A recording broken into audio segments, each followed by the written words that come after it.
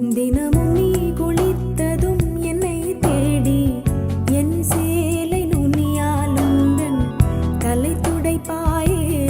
அது கவிதை திரு